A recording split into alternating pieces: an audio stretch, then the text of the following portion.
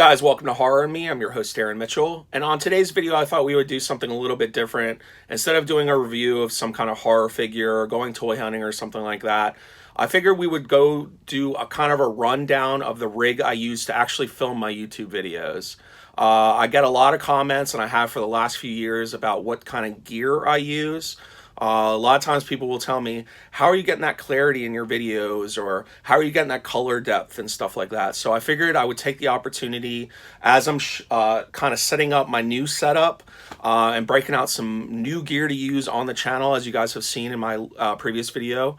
I want to kind of give you guys a rundown of kind of what I use, and also give you some ideas if you're more on a budget and you're looking to just get high quality videos at a lower cost. So I'm going to flip the camera around and show you guys a little bit of what I use to film my videos on my YouTube channel, and some other pieces of gear that I will be incorporating into the YouTube channel moving forward. So without further ado, let's do a rundown of the gear I use. Okay, guys, so I just have a table set up in front of me, and I'm just going to go over some of the gear that I typically use or have been using for the past few years on my YouTube channel.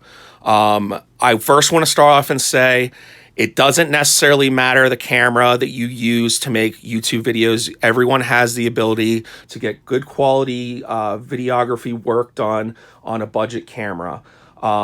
Yes, there are some differences between higher end cameras, whether it be full frame or not, or have a 4K sensor or not. But the real genius behind this stuff is not necessarily the camera you use. It's understanding lighting, it's understanding ISO, it's understanding aperture for your camera. So what I would recommend is, no matter what camera you're getting, even if you're using your cell phone, you can change the ISO, which is the light that's coming into the sensor.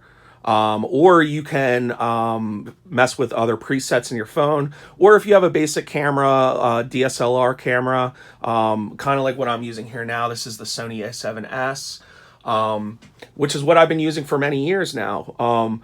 It all depends on your knowledge of your gear and how you can put it to work for you. So again, you don't have to have all this crazy expensive gear to accomplish the look that you want. This is just what I happen to have and what I've used through my business over the last few years. So without further ado, let's start down kind of with the basics. Lighting. Lighting is super important for your videos. Even if you just have a cast light with a lamp in your room, kind of off to the side, what you want to do is you want to be able to manipulate the light so it is completely centered on you. I also have diffusers on my lights, which kind of give it a softer look. These can actually be removed, and you can just have the lights coming through without the diffusion of the light. So very important. I recommend going on YouTube, looking at tutorials about how to light a scene, because it will benefit you greatly in the future. So that's just a basic rundown of that. These aren't expensive. I do have higher end lighting systems what I use on production.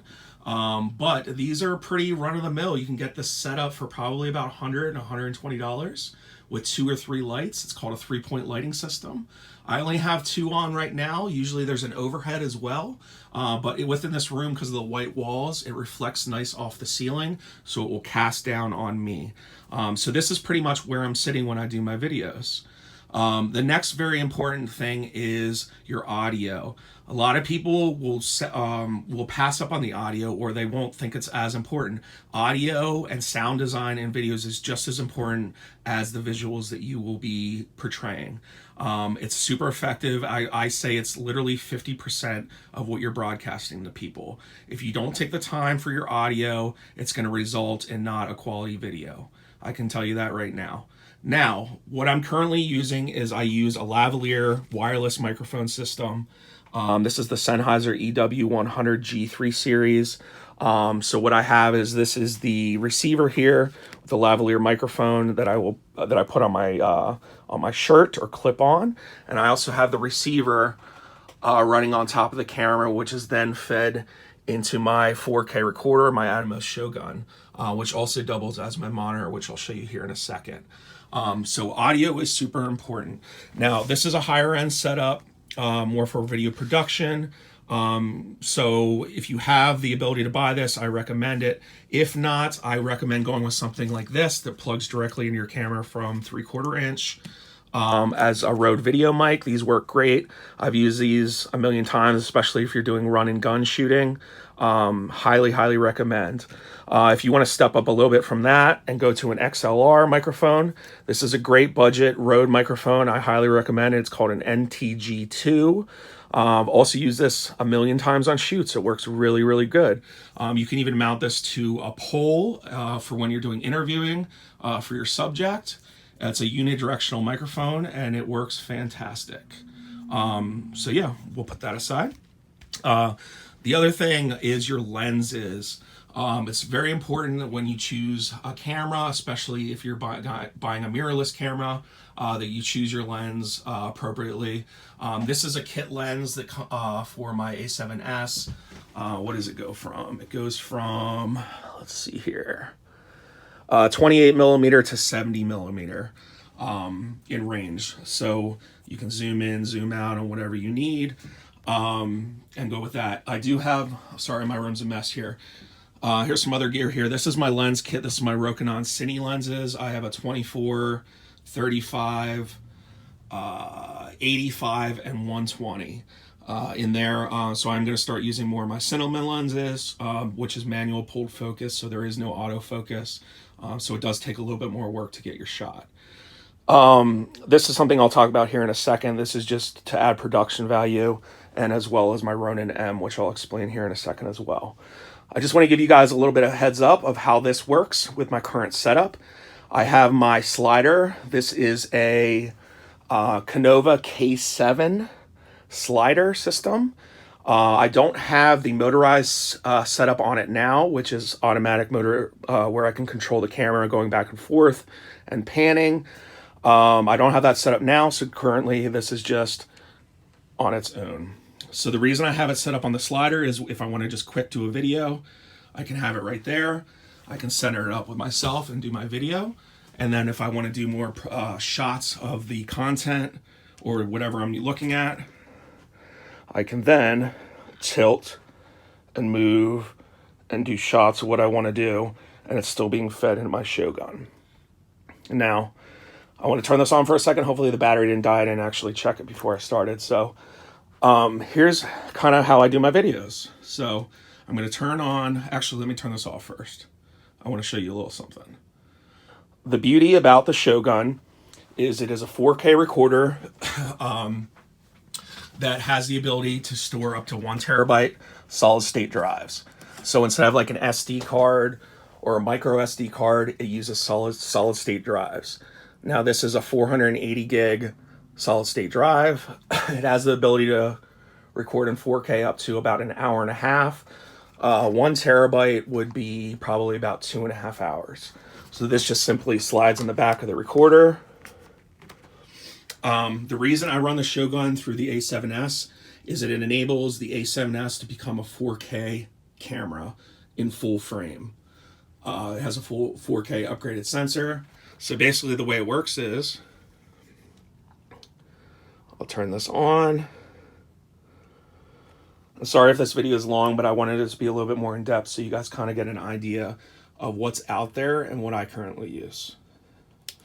And I'll turn my camera on here now. I'm not going to mess with the audio right now because there's no reason to. So as you guys can see, I run from my camera directly into A7 or directly into the Shogun, and then from there I can do my videos. And I can record right from there, and that's it. And then I'll take the solid state, put it in my computer, and do my editing. So that's kind of how that works. It doubles as a recorder as well as my monitor to see what I'm doing. So let me turn this off.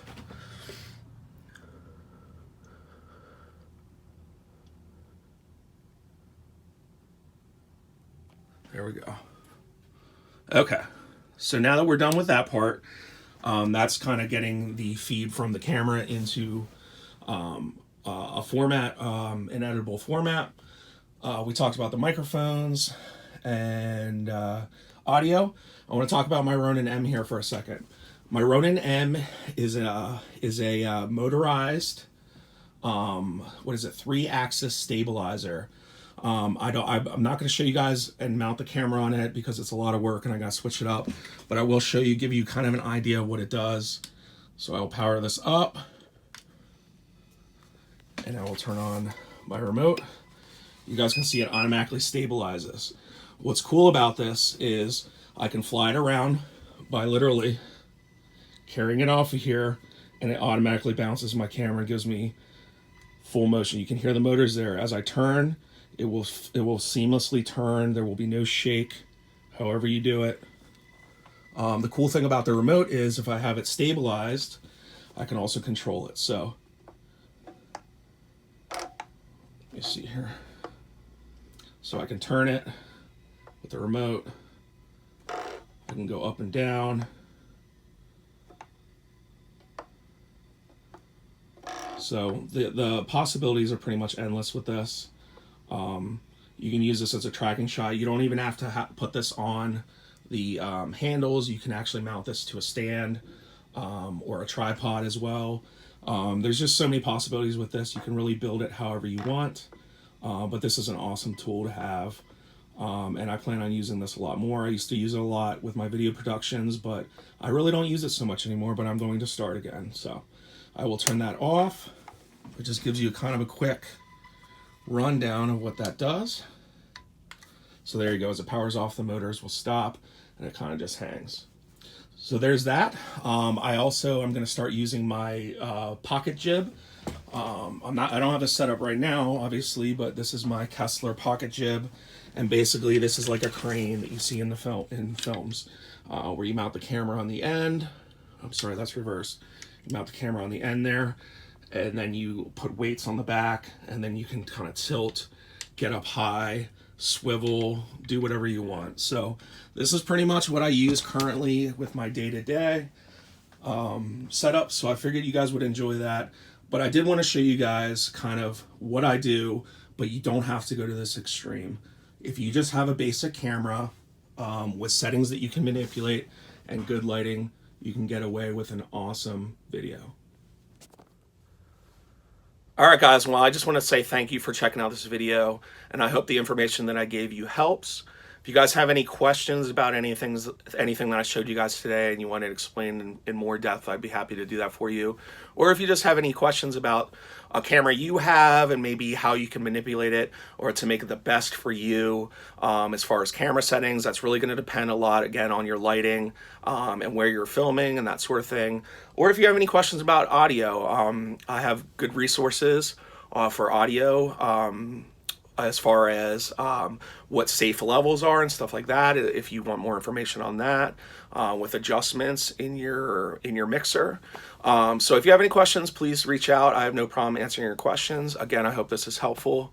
I'll talk to you guys later. Please subscribe to the channel if you have not. Leave this video a like and a comment and let me know about the things you saw today, and I'll see you in the next video.